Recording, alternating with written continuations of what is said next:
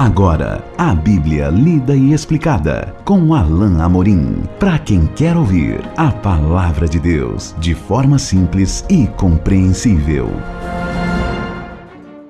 Olá, querido ouvinte, querida ouvinte, estamos de volta com mais um programa A Bíblia Lida e Explicada. Eu sou o pastor Alain Amorim e nós vamos continuar hoje o nosso estudo do Evangelho de Mateus no capítulo 7. Jesus está concluindo o seu famoso Sermão do Monte e mais um tema é abordado pelo Senhor aqui no texto que vamos considerar hoje. Então abra a sua Bíblia e vamos ler em Mateus capítulo 7, Evangelho de Mateus capítulo 7, nos versículos 7 a 11. Diz-nos assim então a palavra de Deus: Pedi e dar-se-vos-á, buscai e achareis, batei e abrir-se-vos-á. Pois todo o que pede recebe, o que busca encontra, e a quem bate abrir-se-lhe-á. Ou qual dentre vós é o homem que, se porventura o filho lhe pedir pão, lhe dará pedra? Ou, se lhe pedir um peixe, lhe dará uma cobra? Ora, se vós que sois maus sabeis dar boas dádivas aos vossos filhos, quanto mais vosso Pai que está nos céus dará boas coisas aos que lhe pedirem. Jesus, nesse texto, está incitando as pessoas, está querendo levar os seus discípulos a uma insistente petição perante o Senhor, a uma insistente busca. Nós vimos no capítulo 6 que Jesus ensinou os seus discípulos a orar, a forma como deveriam orar, reconhecendo o Senhor, a soberania do Senhor e levar a Ele a sua petição. Aqui Jesus está insistindo no tema de você buscar ao Senhor. A busca insistente, incessante do Senhor vai lograr êxito. É isso que Jesus está dizendo aqui. Então, ele começa dizendo: Pedi e vos será dado, buscai e achareis, batei e vos será aberto. Jesus está falando em termos genéricos e aqui nós podemos muito bem pensar no momento de oração, quando nós levamos petições a Deus, quando nós buscamos a presença de Deus, lembrando primeiro, de forma especial e muito importante, que nós devemos ter sempre em mente que devemos buscar a vontade do Senhor. Lembram-se lá de um dos versículos no texto da oração, que a sua vontade seja feita na terra como é no céu. Esse é o principal elemento da oração do discípulo. Ele deve buscar fazer a vontade de Deus, deve buscar a vontade de Deus. E nesse sentido, então, Jesus diz que nós podemos insistir. Pedi e vos será dado, pois todo o que pede recebe, diz o versículo 8, e o que busca encontra, e a quem bate abrir-se-lhe-á. Será dado, é o que o texto diz, mas será dado conforme a vontade de Deus. Nós precisamos compreender esse princípio importante da palavra de Deus. O texto diz claramente que nós devemos insistir em bater, mas nós também temos que ter consciência daquilo que nós estamos pedindo, daquilo que nós estamos querendo que o Senhor faça. Tiago nos alerta e alertou a sua igreja que muitas pessoas às vezes pediam coisas a Deus e não recebiam porque pediam mal. E o que era o pedir mal? Ele complementa dizendo: para gastardes em vossos próprios deleites. Ou seja, se nós estamos pedindo algo de forma egoísta, algo que satisfaz apenas o nosso ego, o nosso desejo e não corresponde à vontade de Deus, então isso não será dado pelo Senhor. Porque Ele nos conhece, Ele sabe que aquilo vai ser prejudicial.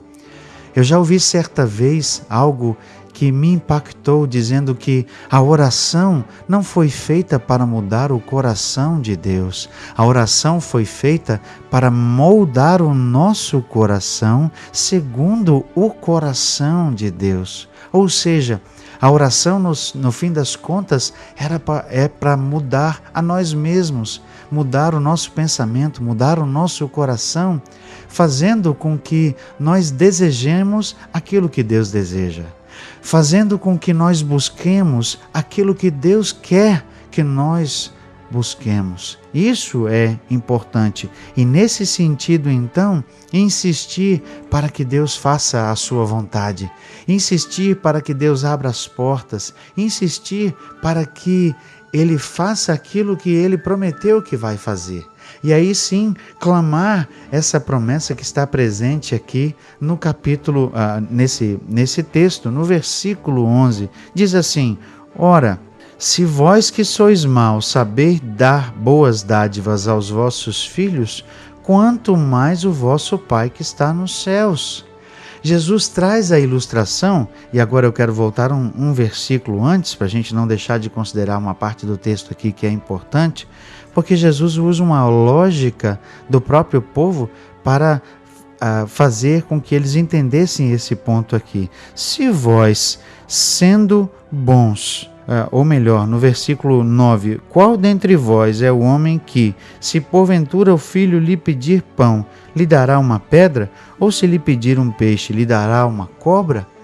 Os próprios pais, no sentido humano do falar, já davam coisas boas aos seus filhos quando estes lhe pediam.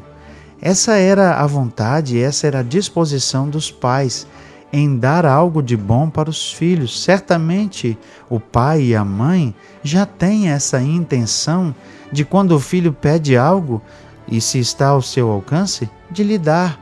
E o sentido aqui é, se o filho pedir algo, o pai vai fazer algo ruim para o seu filho? Logicamente que não. Infelizmente, às vezes isso acontece, mas a intenção e o normal é que, quando o filho pede algo, o pai, dentro das suas possibilidades, concede, porque o pai quer o bem do filho. E Jesus usa essa lógica, então, para dizer: olha, Deus vai fazer muito mais que isso. Deus nos ama, Deus te ama, e Ele certamente vai ouvir a sua petição. Por isso, o versículo 11, se vós que sois maus, sabeis dar boas dádivas aos vossos filhos, quanto mais o vosso Pai que está nos céus dará boas coisas ao que lhe pedirem. Ou seja, Deus, que é infinitamente maior e bom, certamente vai saber dar boas dádivas, boas coisas àqueles que o buscam, àqueles que lhe pedem. Lembrando, claro, daquele importante conceito de que nós busquemos a vontade de Deus. Sabe, meu querido ouvinte, minha querida ouvinte, muitas vezes nós ouvimos em alguns círculos, até mesmo de alguns pregadores em algumas igrejas, que nós devemos pedir tudo a Deus, pensando que Ele pode dar muito mais e que devemos buscar bênçãos e riquezas. Nós, infelizmente, vivemos uma realidade aqui no Brasil, na igreja, até mesmo na igreja evangélica, e conhecidamente em alguns círculos, as pessoas pedem tantas coisas, e pedem bênçãos materiais, e pedem prosperidade, e pedem dinheiro, mas muitas vezes essa não é a vontade de Deus. Talvez até Deus queira melhorar a condição financeira ou a condição social de certas pessoas, mas primeiro essas pessoas precisam entender que o melhor que Deus quer dar é a melhora da condição espiritual. Essa é a principal preocupação de Deus. E a melhora da nossa condição espiritual, meus queridos, não está necessariamente ligada à melhora da nossa condição social ou condição financeira. Quantas pessoas humildes, quantas pessoas de poucas posses que eu conheço são crentes fiéis, são pessoas tementes a Deus, são crentes exemplares, são pessoas que têm uma vida de piedade e são pessoas simples, são pessoas que não têm muitas posses. Eu me lembro da minha querida avó, que não tinha sequer o primeiro grau completo, na verdade nem o ensino fundamental.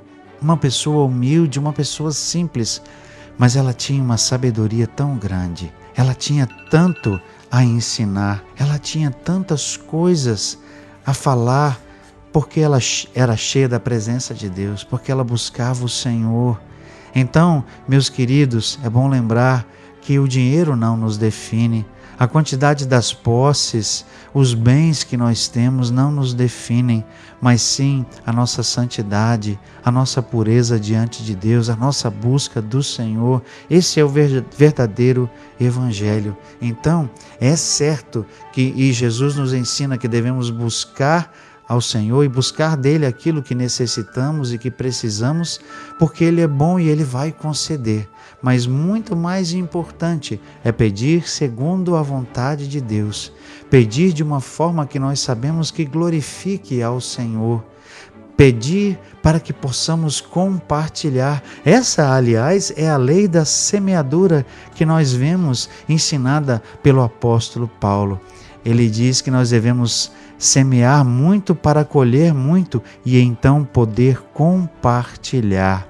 A Bíblia jamais ensinou que nós devemos ter muito para guardar para nós mesmos, para guardar em casas, em tesouros, em banco, para que tenhamos muito. A Bíblia nos ensina que aquele que tem muito deve compartilhar com aqueles que não têm. Esse é o princípio que a Bíblia ensina.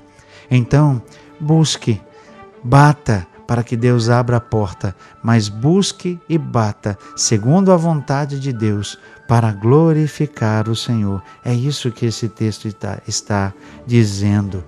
Jesus vai continuar a trazer e a tratar de outros temas importantes no fechamento do seu sermão no capítulo 7. E nós vamos continuar esse estudo no nosso próximo encontro. E até lá, que Deus te abençoe. Acesse agora nossa plataforma e baixe os podcasts www.rede316.com.br. A Bíblia lida e explicada com Alain Amorim.